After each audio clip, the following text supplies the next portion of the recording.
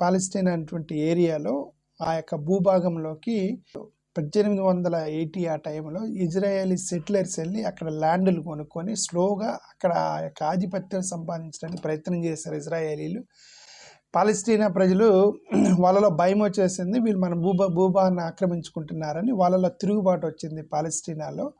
British వాళ్ళు వచ్చి ఆ భూభాగాన్ని ఆక్రమించుకొని ఇజ్రాయేలీకి సపోర్ట్గా జియోనిజం అంటారు దాన్ని, ఆ జియోనిస్టులు అంటారు, ఆ జియోనిస్టులకి సపోర్ట్గా అక్కడ బ్రిటిష్ వాళ్ళు సపోర్ట్ చేయడంతో అక్కడ అంతర్గత వార్ వచ్చేసింది పాలస్తీనాలో. ఇండిపెండెన్స్ డే కోసం ఫైట్ చేశారు. ఆ తర్వాత బ్రిటిష్ వాళ్ళు ఏం చేశారు, వెళ్ళిపోయారు. ఆ తర్వాత యుఎస్ వీళ్ళందరూ ఇంటర్ఫీర్ అయ్యి సపరేటిజం అనేటువంటి యాక్ట్ తీసుకొచ్చారు.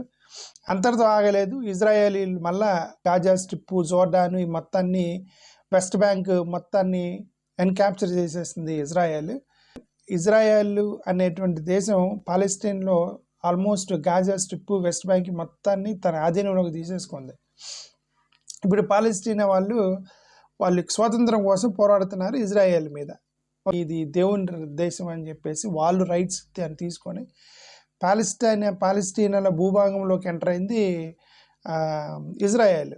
పాలస్తీనా వాళ్ళు ఏమంటారంటే ఇదంతా మేమున్న ప్రదేశము, ఈ ప్రదేశంలోకి మీరు అక్రమంగా జొరబడ్డారని చెప్పేసి పాలస్తీనా అనుకుంటారు. సరే, ఏదైనా సరే ఇక్కడ విక్టిమ్స్ మాత్రం పాలస్తీనా వాళ్ళే. ఎందుకంటే ఈ 50 సంవత్సరాల చరిత్రల యుద్ధంలో ఇజ్రాయేలీలు చనిపోయింది 9,000 అయితే పాలస్తీనాలో 1,00,000 మందికి పైగా చనిపోయారు. కొన్ని లక్షల మంది, 5 లక్షల 6 లక్షల మంది పాలస్తీనా వాళ్ళు చెదిరిపోయారు ఇజ్రాయెల్ దెబ్బకి. So most of the victims are Palestinians 100%. Okay, యుద్ధం ఎందుకు జరుగుతుంది అనేది పక్కన పెడితే యుద్ధం వల్ల నష్టం పాలస్తీనాకి జరిగింది. కాబట్టి పాలస్తీనా విల్ బి ఫ్రీ సూన్ అని ఒక బ్యాగ్ వేసుకొని వెళ్ళారు ఆమె ప్రియాంక గాంధీ గారు. సో ఆబ్వియస్లీ ముస్లిం కంట్రీ, సో బీజేపీ వాళ్ళు గొడవ చేస్తారు, గొడవ చేశారు.